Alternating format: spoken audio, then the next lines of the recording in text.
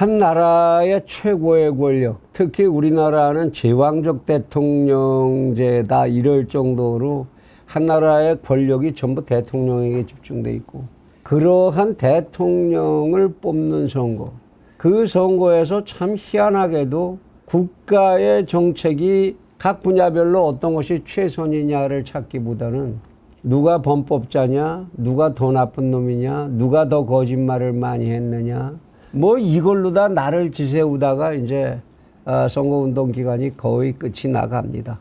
이제 뭐 국가 정책을 놓고 논쟁을 할 수 있는 시기도 이미 다 넘어가 버린 상황이죠.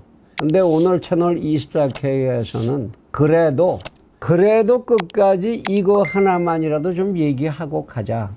안보 얘기 뭐 정답이 정해져 있는 거니까 따로 하지 않는다 하고, 경제라는 이야기만큼은 조금 진지하게 좀 얘기가 돼야 되는 거 아니냐, 이런 얘기입니다. 근데 이 대통령 선거에서 경제에 관해서 얘기한다는 게 모조리 이 정치인들 경제 이거 운영할 자신 없는 정치인들 늘 하기 쉬운 얘기가 돈 찍어서 뿌리면 된다.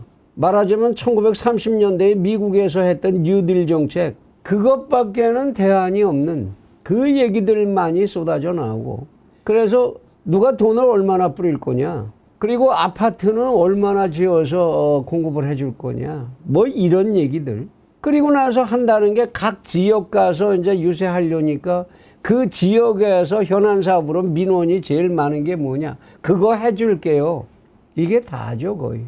나라 살림의 근본을 얘기하려면 경제 분야에서 우선 재정 관리의 문제, 대한민국의 재정, 국가 부채하고 가계 부채까지, 기업 부채까지 포함하면 말할 것도 없고요. 1년 총생산의 규모를 넘어선 지가 오래됐습니다. 이 재정 관리를 어떻게 할 거냐 하는 문제. 그리고 자본 재편의 문제. 산업 자본이 지금 지나치게 제조업 중심 또는 이 건설업 중심으로만 재편되어 있는 이 자본 구조, 이걸 그대로 가져가는 것이 타당할 것이냐, 자본을 어떻게 좀 더 생산성 있게 재구성을 할 거냐, 이런 얘기 같은 거. 또는 산업에 엄청나게 많은 규제들이 그동안에 중첩되어 왔는데 이 규제를 어떻게 풀고, 우리나라 같이 세계 최악의 노동 경직성을 가진 나라에 어떻게 노동 유연성을 회복시킬 거냐. 그리고 인구 정책에 아무 대안이 없이 접근하면서 복지 경제를 어디까지 한계를 짓고 어떻게 복지 경제를 생산화할 거냐, 이런 것에 관한 전략의 문제. 25% 이하로 떨어져 있는 식량 안보에 관한 문제. 그리고 전 세계가 치열하게 이제 죽느냐 사느냐를 놓고 한판 겨루기의 직전 상태까지 몰리고 있는 미래 경쟁 산업의 분야별 선택의 문제. 이런 근본적인 문제에 대해서는 지금 논쟁 자체가 불가능한 시점에 도달하고 있죠. 그러나 이 시점에서라도 이 이야기는 하지 않으면 안 됩니다. 저희 채널 24K에서는 진작에 코비드-19 이후의 세계 경제를 어떻게 보고 우리는 어떤 준비를 해야 되느냐, 이 이야기를 하면서 악어의 경제와 악어새의 경제에 대해서 이야기를 했던 적이 있습니다. 현재 블록화해서 미국 중심, 차이나 중심, 무슨 EU 중심, 이렇게 블록별로 블록화하면서 전쟁의 상태까지를 불사하고 치열하게 경쟁하는 국제 경제는 그 싸우는 모습이 마치 악어들이 우글대는 진흙탕 속에서의 악어들의 떼싸움과 같이 그런 논쟁을 가지고 있다. 그런 생존 경제의 모습을 가지고 있다라고 해야 할 것입니다.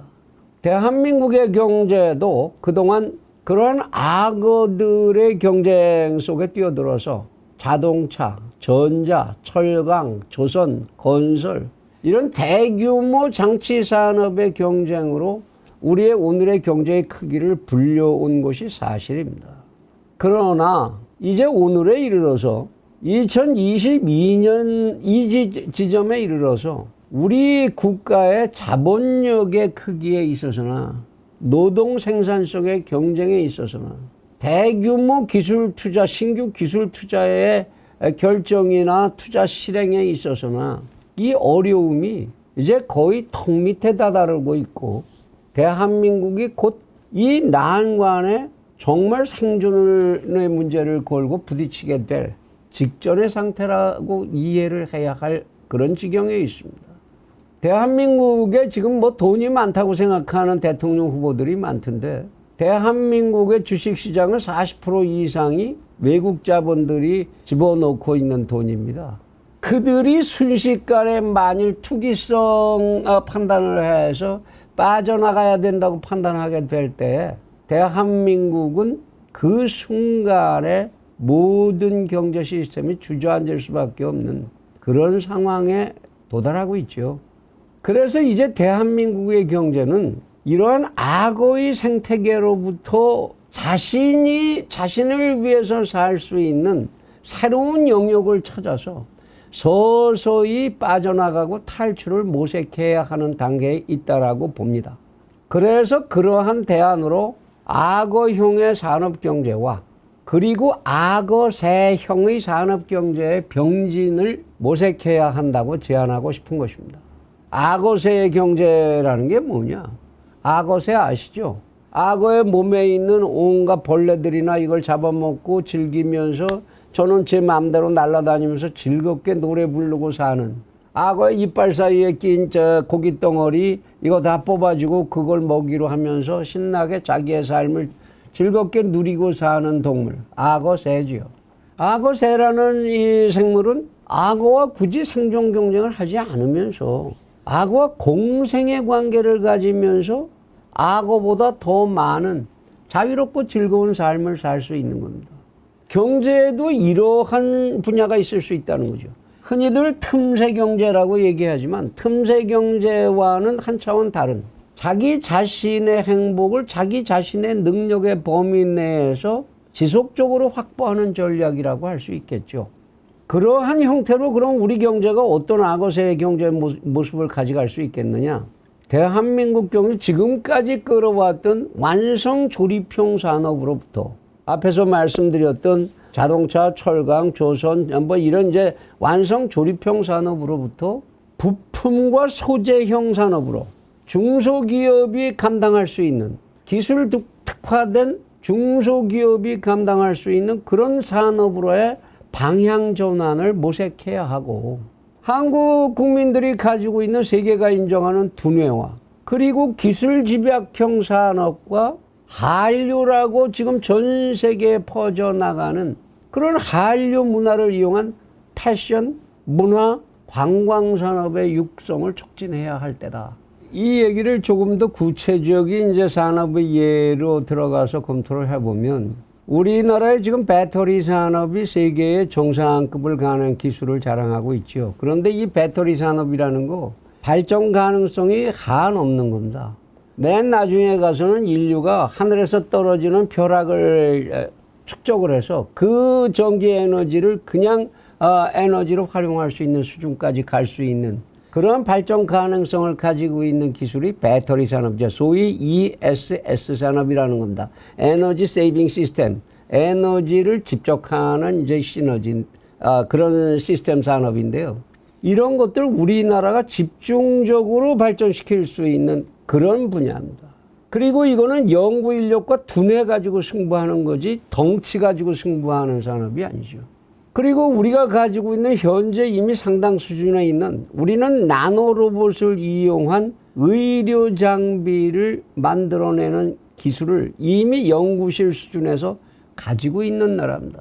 쉽게 얘기해서 한 박테리아에다가 나노 크기의 로봇을 얹어서 이것을 인체에 투입하고 그 박테리아가 자기들이 모여있는 병소에 찾아갔을 때 외부에서 그 로봇을 폭파시킴으로써 병을 치료하는 이런 초현대적인 기술을 우리 대한민국은 이미 연구실에서 개발 완료한 상태입니다. 또는 플라스틱 폐기물을 모아서 그 플라스틱 종류에 상관없이 이 폐기물을 모아서 여기에서 기름을 만들어내고 석유를 만들어내고 이걸 가지고 연료화하는 기술, 여기에 대한민국은 이미 손을 대고 있는 나라죠. 탄산가스, 공기 중에 온난가스로 그렇게 악명이 높은 탄산가스를 집적을 해서 이걸 이용을 해서 종이를 만들어내는, 특수한 종이를 만들어내는 기술, 대한민국은 이미 그런 기술도 가지고 있는 나라입니다. 이런 기술을 이용해서 소재 산업을 개발하는 쪽으로 대규모의 장치 산업이나 조립 산업이 아닌 이와 같은 중소기업도 두뇌를 가지고 정부 지원을 받아서 얼마든지 산업 경쟁력을 만들어낼 수 있는 이런 분야들, 이런 거 많죠. 지금 대한민국에서는 하나의 도시에서 무인 주행을 하는 차량들이 움직이게 하는 제어 통제 시스템을 이미 대한민국에서 기술적으로 개발을 해놓은 상태입니다. 그런데 이게 여러 가지 규제 조건에 묶여서 산업화 못하고 있는 거예요. 이렇게 우리가 이미 연구 업적을 상당히 집적하고 있고, 그런데 그것이 각종 통제와 이상한 정치적 논리에 의해서 산업화하고 있지 못한 이런 영역들, 이거 찾아내자면 무척 많습니다. 이런 전략산업에 대해서 세제의 특별한 지원이라든지 자본의 정부 리딩에 의한 자본의 투자, 이것들을 유인해내는 이런 전략, 이런 것이 나와야 합니다. 대통령 선거판에서 이런 얘기가 한마디도 나오지 않고 있죠. 이게 바로 악어새의 전략이고, 이것이 우리가 대규모 장치산업 이것으로 살아가는 커다란 자본주의 선진국들, 그들과의 경쟁 속에서 우리가 장점을 가지고 살아갈 수 있는 그런 전략이죠. 말하자면 우리가 만들어낸 그러한 초고도의 에너지 집적 기술을 가진 배터리를 안 쓰고는 자동차를 못 만든다, 이렇게 해보시죠. 그럼 자동차 만드는 공장이 돈을 벌겠습니까? 그 배터리 만드는 공장이 자동차의 수명을 좌우하겠습니까? 이런 생각을 하라. 이것이 바로 우리 같은 자본력 작고 그렇지만 두뇌가 발달해 있고 이러한 경제 시스템이 모색해야 할 악어새 경제의 전략이다. 왜 이런 얘기가 안 나오느냐는 겁니다. 또한 그 밖에도 많이 있습니다. 우리는 섬이 무척 많은 나라죠. 반도 국가니까. 이 섬을 찾아가 보시면 거기에 엄청나게 많은 청정식물들이 있습니다. 소위 우리가 나물이라고 부르는 것이죠. 근데 우리 대한민국은 나물도 이렇게 많은 섬나물들 다 제껴놓고 중국에서 수입해서 나물밥을 먹고 있지요. 여러분들이 여행하면서 잡수는 산채 비빔밥 거의가 다 중국제 산채들이죠. 그런데 그 도서지방을 우리는 그대로 방기하고 있습니다. 도서지방에 가보시면 엄청나게 많은 한약재들이 자라고 있습니다. 고가에. 하수오부터 시작해서 그 고가에 지치 이런 고가의 한약재들이 우리 도서, 인근 도서에서 그냥 자라났다가 시들었다가 이러고 있어요. 그런데 우리나라의 한의사들은 우리는 순수한 깨끗한 한약재를 구하지 못해서 죽겠다라는 비명을 지르고 있습니다. 제약업체도 마찬가지죠. 전부 중국에서 수입한 믿을 수 없는 재료들 가지고 약재를 하고 있는 상황이죠. 이거 중요한 우리의 산업의 한 분야가 될 수 있는 거죠. 이런데 면밀하게 눈길을 주라. 만날 내놓는 얘기가 1930년대 미국에서 공황 일대에 그때 일시적으로 쓰라고 케인즈가 내놓았던 약방문 뉴딜이라는 거, 이걸 걸핏하면 그것이 유일한 대안인 것처럼 잘 알지도 못하는 국민소득 창출 방정식 들이대가면서 뉴딜식 돈 풀기로만 모든 문제를 해결하려고 하는 이런 머리 가지고는 한 나라의 지속 가능한 미래의 경제를 만들 수가 없는 법입니다. 지금이라도 정말로 나라를 걱정하는 후보들이라면 이 선거의 마지막 단계에서라도 나라 걱정하는 모습을 단 한 번이라도 보여주기를 간곡히 바랍니다.